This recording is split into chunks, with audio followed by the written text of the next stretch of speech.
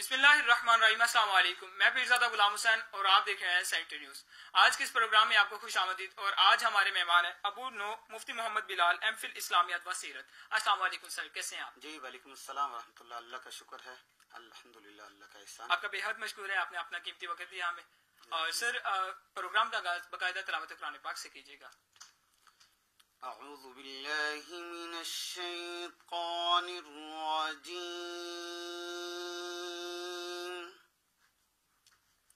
बिस्मिल्लाहिर रहमानिर रहीम।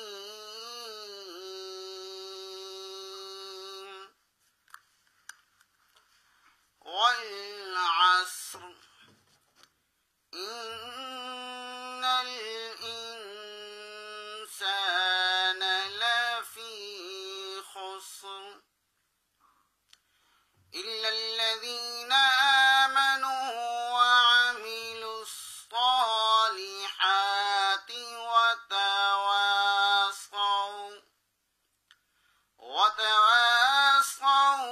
बिलहक्कि वतवासौ बिस्सब्र। सदक़ल्लाहुल अज़ीम। माशाअल्लाह, बहुत खूबसूरत किरात फरमाई आपने। अल्लाह ताला मज़ीद बरकत अता फरमाए। आमीन। और कैशब अल्लाह ताला रमज़ान मुबारक के बाबरकत महीने में इस सूरत असर जो आपने तिलावत फरमाई है, क्या इरशाद फरमाते हैं कि आप जो हमारे देखने वाले सामीन और नाज़रीन, इनको क्या पैगाम देना चाहते हैं? जी, कुरान मजीद की ये छोटी सी मुख्तसर सूरत है, लेकिन इस मुख्तसर सी सूरत के अंदर अल्लाह ताला ने बड़ा शानदार पैगाम दिया है। हम अगर इस सूरत का मुताला करते हैं, इमाम शाफी रहमहुल्लाह एक इमाम गुजरे हैं, फरमाते हैं कि अगर इंसान सिर्फ सूरत असर के अंदर तदब्बुर कर लें तो वो इंसानियत के जिम्रे में आ जाएं। अब उसके अंदर क्या है, सबसे पहले अल्लाह ताला ने इस असर के अंदर, सूरत असर के अंदर कसम खाई है। एक है कि मैं कसम खा रहा हूँ, आप कसम खा रहे हैं, कोई बड़ा कसम खा रहा है, और एक है कि अल्लाह ताला खुद बजाते खुद कसम खा रहे हैं और फरमा रहे हैं वल अस्र, कसम है जमाने की। अब इससे मुराद क्या है, जमाना कौन सा है कि पिछला जमाना जो हमारा गुजरा है, जो हमारे से पहले तारीख गुजर चुकी है, हजरत आदम अलैहिस्सलाम से लेकर नबी अलैहिस्सलाम तक, हम उसके ऊपर जब नजर करेंगे तो देखेंगे कि कितनी बड़ी बड़ी ताकतवर कौमें आई हैं, कितने मालो असबाब वाली आई हैं, लेकिन वो जमाना सारा गुजरने के बावजूद आज उसका नामो निशान भी नहीं है। तो उस जमाने की कसम खाने के बाद फरमाया इन्नल इंसान लफी खुस्र, बेशक इंसान जो हैं वो तमाम के तमाम खसारे के अंदर हैं, नुकसान के अंदर हैं। अब ये जो नुकसान है ये कौन सा है, और आगे वाली जो आयत आ रही है उसके अंदर अल्लाह ताला ने उन लोगों को माइनस कर दिया है जो खसारे के अलावा नफे के अंदर हैं। हम उस तरफ जाते हैं ताकि नफा हमारे सामने आए और रमजान के अंदर ये जो कुरान हमारा हकीकी मानों में अपना तारुफ करवा रहा है उसका हमें पता चले। तो फरमाया कि खसारे से जो लोग बचना चाहते हैं वो 4 अमाल कर लें। वो 4 अमाल कौन से हैं? सबसे पहला अमल जो बताया वो ये बताया कि इल्लल्लज़ीना आमनू, वो लोग जो ईमान वाले हैं। अब ईमान क्या है, उसके अंदर हमने नबी अलैहिस्सलाम को फॉलो करना है। जो नबी अलैहिस्सलाम ने हमें ईमान दिया, अगर हम उसके मुताबिक चल रहे हैं तो वो वाकईतन ईमान है। एक है कि मैं ईमान का नारा तो लगा रहा हूं लेकिन उस ईमान को इम्प्लीमेंट अपनी बॉडी के ऊपर नहीं कर रहा, तो वो ईमान बराए नाम है। तो पहला नंबर जो बताया है वो ईमान का बताया है। और दूसरी चीज बता दी, फरमाया वअमिलुस्सालिहात, ईमान के साथ शर्त यह है कि वो नेक अमल भी करता हो। और ईमान की ये खसूसियत है कि ईमान आपकी बॉडी के अंदर तब तक सरायत नहीं करेगा जब तक आपके नेक अमाल नहीं है। सही। अगर ईमान है, नेक अमाल नहीं है, तो उस ईमान का फायदा। और अगर नेक अमाल कर रहे हैं लेकिन ईमान नहीं है तो वो अल्लाह की बारगाह में काबिल कबूल ही नहीं है। लिहाजा पहले ईमान को शर्त रखा और ईमान के साथ फिर नेक अमाल को शर्त रखा है। नेक अमाल दूसरे नंबर पर है। पहली शर्त ईमान है, पहले ईमान ले आओ, ईमान ले आए अब नेक अमाल करो। और तीसरे नंबर पर जो बताया है वो ये नहीं है कि मैं सिर्फ ईमान ले आया और नेक अमाल अपनी जात तक ही महदूद रखे, बल्कि मुझे लोगों की भी फिक्र करनी है। और वो फरमाया वतवासौ बिल हक, के लोगों को हक बात की वसीयत और नसीहत करते रहो। ये नहीं कि अपना मुसल्ला अलग कर लिया और नेक अमाल करते जा रहे हैं, लोगों की फिक्र ही नहीं है।